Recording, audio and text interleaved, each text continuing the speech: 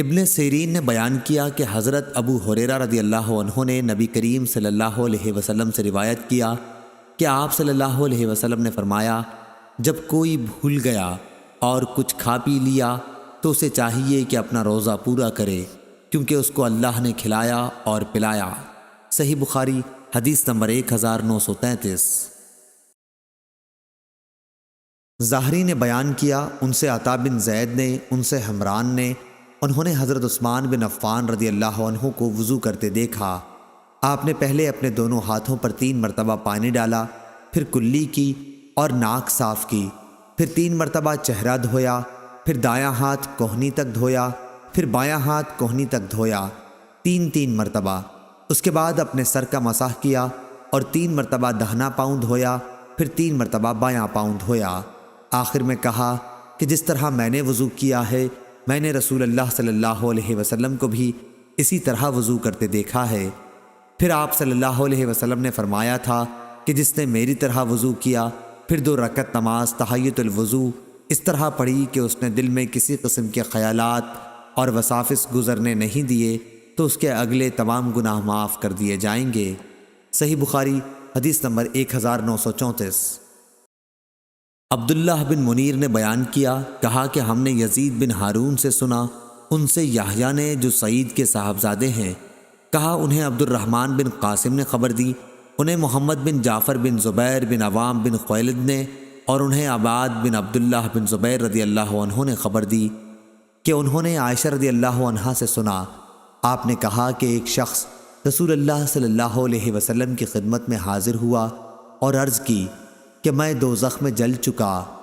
حضرت صلی اللہ علیہ وسلم نے دریافت فرمایا کہ کیا بات ہوئی؟ اس نے کہا کہ رمضان میں نے روزے کی حالت میں اپنی بیوی سے ہم بستری کر لی۔ تھوڑی دیر میں حضرت صلی اللہ علیہ وسلم کی خدمت میں کھجور کا ایک تھیلا جس کا نام عرق تھا پیش کیا گیا، تو آپ صلی اللہ علیہ وسلم نے فرمایا کہ دوزخ میں جلنے والا شخص کہاں ہے؟ اس نے کہا کہ حاضر ہوں۔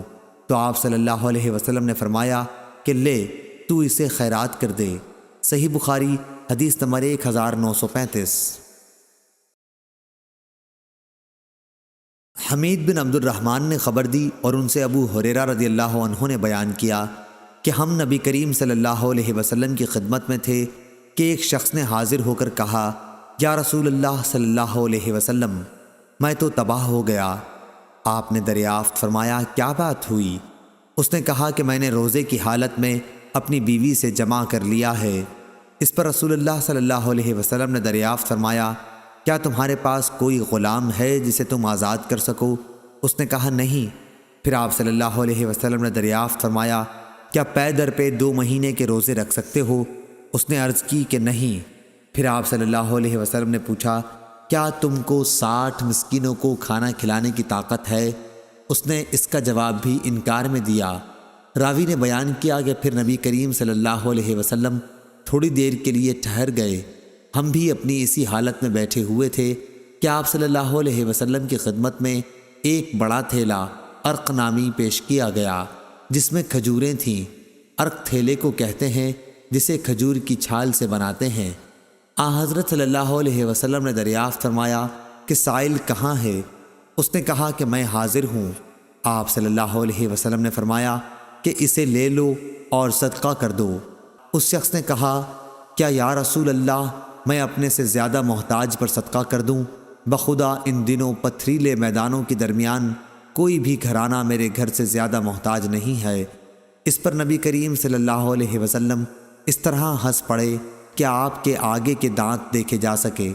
پھر آپ صلی اللہ علیہ وسلم نے ارشاد فرمایا کہ اچھا جا، اپنے گھر والوں ہی کو کھلا دے۔ صحیح بخاری حدیث نمبر 1936۔ معلی بن اسد نے بیان کیا، ان سے وہیب نے، وہ ایوب سے، وہ اکرمہ سے، وہ حضرت ابن عباس رضی اللہ عنہ سے روایت کرتے ہیں کہ نبی اکرم صلی اللہ علیہ وسلم نے احرام میں اور روزے کی حالت میں پچھنا لگوایا۔ صحیح بخاری حدیث نمبر 1938۔ شعبہ نے بیان کیا، کہا کہ میں نے ثابت بنانی سے سنا، انہوں نے انس بن مالک رضی اللہ عنہ سے پوچھا تھا، کیا آپ لوگ روزے کی حالت میں پچھنا لگوانے کو مکروہ سمجھا کرتے تھے؟ آپ نے جواب دیا کہ نہیں، البتہ کمزوری کے خیال سے روزے میں نہیں لگواتے تھے۔ شبابہ نے یہ زیادتی کی ہے کہ ہم سے شعبہ نے بیان کیا کہ ایسا ہم نبی کریم صلی اللہ علیہ وسلم کے عہد میں کرتے تھے۔ صحیح بخاری حدیث نمبر 1940۔ سفیان بن عینہ نے بیان کیا، ان سے ابو اسحاق سلیمان شیبانی نے، انہوں نے عبداللہ بن ابی اوفی رضی اللہ عنہ سے سنا، کہا کہ ہم رسول اللہ صلی اللہ علیہ وسلم کے ساتھ سفر میں تھے، روزے کی حالت میں۔ حضرت صلی اللہ علیہ وسلم نے ایک صاحب بلال سے فرمایا کہ اتر کر میرے لیے ستو گھول لے۔ انہوں نے عرض کی، یا رسول اللہ صلی اللہ علیہ وسلم، ابھی تو سورج باقی ہے۔ آپ صلی اللہ علیہ وسلم نے پھر فرمایا کہ اتر کر ستو گھول لے۔ اب کی مرتبہ بھی انہوں نے وہی عرض کی، یا رسول اللہ صلی اللہ علیہ وسلم، ابھی سورج باقی ہے، لیکن آپ صلی اللہ علیہ وسلم کا حکم اب بھی یہی تھا کہ اتر کر میرے لیے ستو گھول لے۔ پھر آپ صلی اللہ علیہ وسلم نے ایک طرف اشارہ کر کے فرمایا کہ جب تم دیکھو کہ رات یہاں سے شروع ہو چکی ہے تو روزے دار کو افطار کر لینا چاہیے۔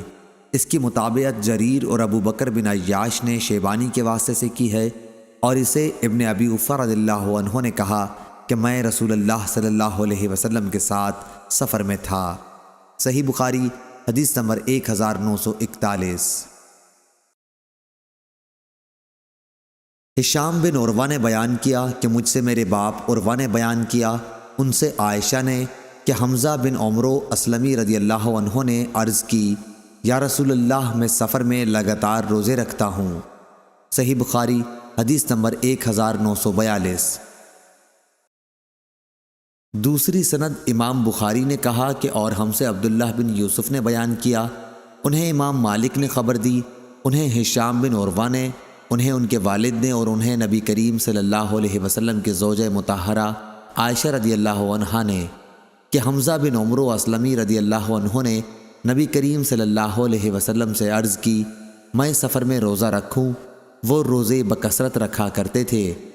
حضرت صلی اللہ علیہ وسلم نے فرمایا کہ اگر جی چاہے تو روزہ رکھ اور جی چاہے افطار کر۔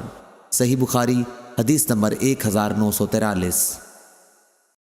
امام مالک نے خبر دی، انہیں ابن شہاب نے، انہیں عبید اللہ بن عبداللہ بن عتبہ نے، اور انہیں ابن عباس رضی اللہ عنہ نے کہ نبی کریم صلی اللہ علیہ وسلم فتح مکہ کے موقع پر مکے کی طرف رمضان میں چلے تو آپ صلی اللہ علیہ وسلم روزے سے تھے، لیکن جب قدید پہنچے تو روزہ رکھنا چھوڑ دیا، اور صحابہ نے بھی آپ کو دیکھ کر روزہ چھوڑ دیا۔